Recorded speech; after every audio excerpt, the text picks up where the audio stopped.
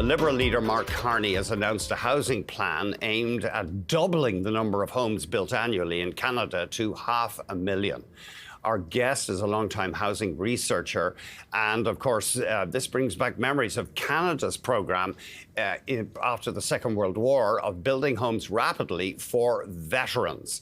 We're joined by Chapple, director of the School of Cities at the University of Toronto. Thanks very much indeed for joining us. Oh, thanks for having me. First off, does it seem like a tall order, doubling the number of homes we build in Canada? Well, absolutely. It's extremely ambitious, but we need ambition right now if we're going to address our housing crisis.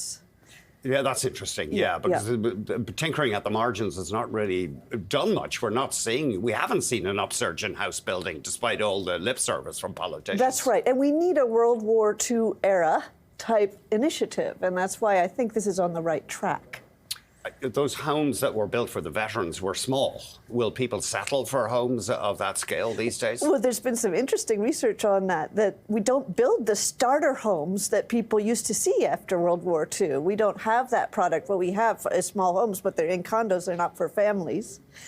So this will help us build some more of those starter homes that will help people get into the housing market for the first time.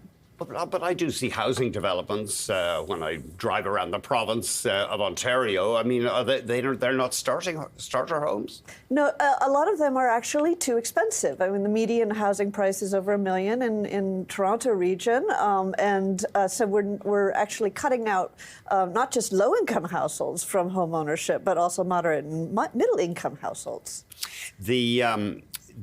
One of the problems with building so many more houses would presumably be just availability of construction companies and workers. Yeah, though we're at a good time. So this is exactly the moment. This is the counter-cyclical moment when you actually have labor available, because we're not building that much right now. A lot of the development is at a standstill. You have hundreds of buildings that are in the pipeline that haven't been built. You have a lot of actually labor ready to go. You're at a counter-cyclical moment, so it's the moment to invest in Canada. It's the moment actually to purchase, to build up the supply chains, and to get boots on the ground to build. There is a decent spare capacity in the industry. Yes, at this moment. Now, the government, he's talking about setting up a new bureaucracy called Build Canada Homes. Of course, he says it's going to be lean and focused. Yeah, right. But, well, we know how bureaucracy works. Yeah.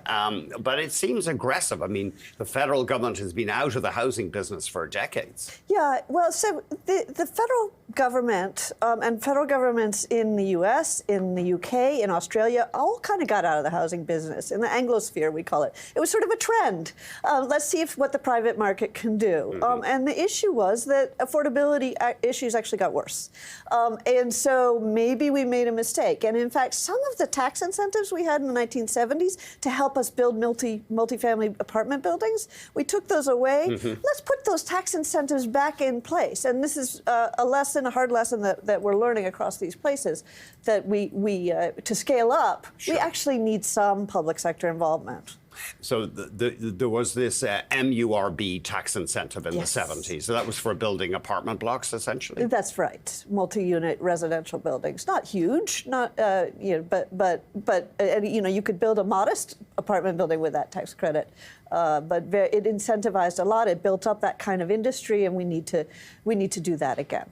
Thinking about these post-war homes in Toronto, of course, a lot have been ripped down to build monster homes. Yes. But how big are they? Are they 1,000 square feet or? Oh, yes, that would be about typical, is 1,000 square feet. And then, of course, we now have expectations for much higher, but we don't need all the monster homes in the suburbs. We need sort of the middle class home that might be somewhere in between the 1,000 square foot and the monster. Now, you said that home building is slow. Is that across the country right now? It's up and down in different places, right? But Ontario is particularly suffering right now. Partly because people have backed away from these pre-purchase deals. You don't get your actual home for years. That's right. So pre-purchase sales, pre-sales have gone way down. It used to be about 70% of units, and now it's at about 40%. So then the capital is not flowing in, and the developers can't build. And this is why we have hundreds of of thousands of units stalled in the pipeline. And this is a dangerous thing, to let a whole industry grind to a halt. And this, again, calls for some kinds of post-World War II large-scale action to revive the industry, get it back on its feet again until the interest rates are in place and the capital is flowing again, and we can continue what we were doing. There's talk, of course, of prefabricated housing, modular housing. Does that offer the promise of drastically reducing construction costs? So this is actually, it does. It reduces construction costs by at least 20%, and it reduces construction time by as much as 50%. And it's extraordinary right now. We have mass timber buildings going up all over Toronto. We have one around the on Wellesley Street, supportive housing that's being built in less than a year. We have a mass timber building being built on my campus, University of Toronto. It's a very exciting time. And this is mass timber with prefab modular elements, and we have modular factories picking up all over the country, some of them funded by CMHC, their innovation program. This industry is ready to scale. Carney yesterday kind of indirectly dissed the Canada Mortgage and Housing Corporation, indicating that their mandate was too broad. They're not the people to do this affordable housing, but setting up a whole new bureaucracy, will that really help things? Yeah, I agree with you.